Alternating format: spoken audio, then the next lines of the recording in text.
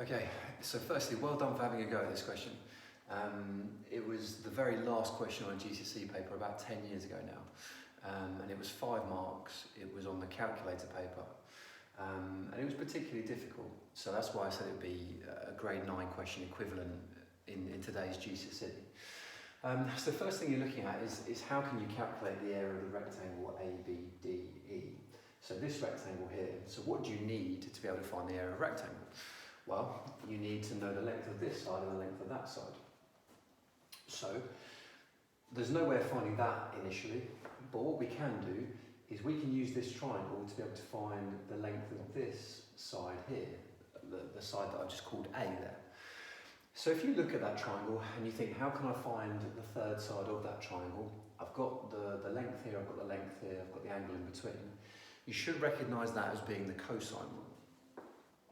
So the cosine rule is a squared equals b squared plus c squared minus 2bc cos a. So that's the first step, is to identify that you're looking at the cosine rule there.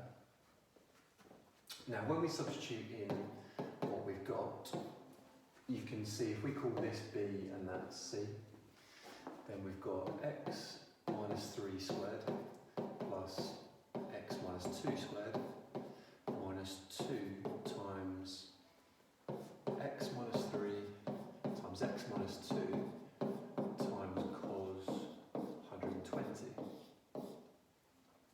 So there's a fair amount in this equation that we just need to sort out.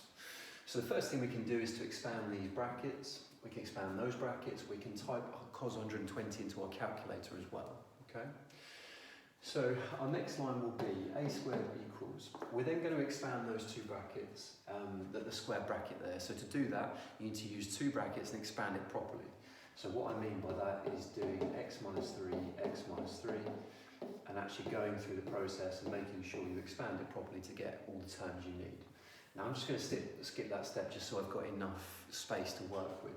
So if I expand that square bracket, I end up with x squared minus 6x plus 9.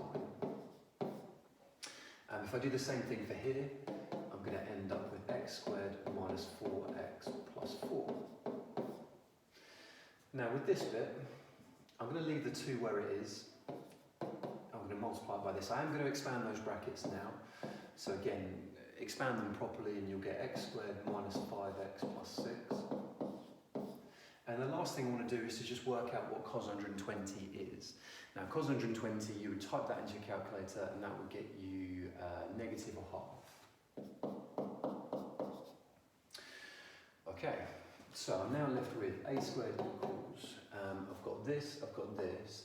I need to tidy this up a little bit before I can start to combine everything together and simplify it. So I'm just going to write this bit out again. It's x squared minus 6x plus 9 plus x squared minus 4x plus 4. And then I just need to tidy this bit up. So what I've got here is negative 2 multiplied by a bracket multiplied by negative a half. Well, when you multiply, the order of multiplication is not important. You know, 2 times 3 is the same as 3 times 2. So I could move this around so that I've got minus 2 times minus a half times this bracket. Well, minus 2 times minus a half is in fact just positive 1. So effectively what's happening there is that those two things are cancelling out. So negative 2 times negative a half will just give you positive 1. So actually I can get rid of that because that's just going to be 1 multiplied by this bracket. So that simplifies to, and I need an addition sign here because negative 2 times negative a half is positive 1. So positive 1 times this would make this positive, x squared minus 5x plus 6. So now I'm looking to simplify everything. So if I group together the x squareds first, I've got x squared, x squared, x squared, all positive, so 3x squared. I'm then looking at negative 6x, negative 4x, negative 5x. So that's going to be negative 15x. And then I've got 9, add 4 is 13, and the 6 is 19. So I then need to make sure I square root that. And I can't square root them individually because they're 3 separate terms there. So I just have to put a square root round that answer.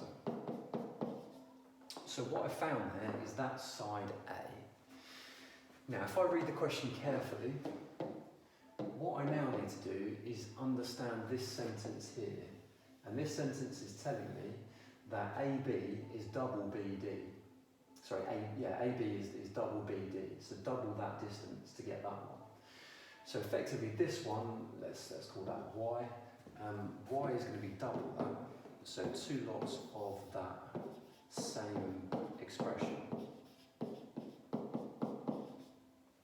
And so to find the area of a rectangle, I need to multiply those two things together. Now before I do that, I just need to have a think about what happens with surds, because effectively I've got 2 surds here.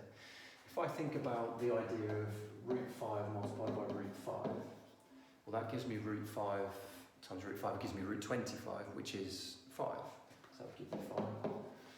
Same sort of thing if I had root 6 times root 6, give me 6.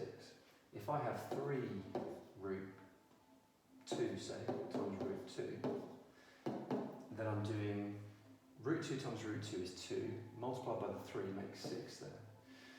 So if I'm looking to multiply these two things together, what I can see from these examples is that when I multiply 2 surds that have the same number inside them or the same expression inside them, what I get is just that same number on its own.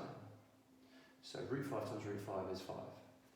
So root of 3x squared minus 15x plus 19 times root of 3x squared minus 15x plus 19 will just give me 3x squared minus 15x plus 19. And then I've just got to remember to multiply by the 2. So my a times my y here will actually just give me 2 lots of this expression.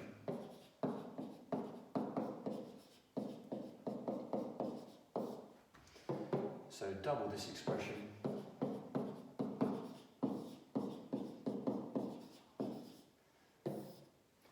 And that's your answer. So I want S expressed in this form, ax squared plus bx plus c.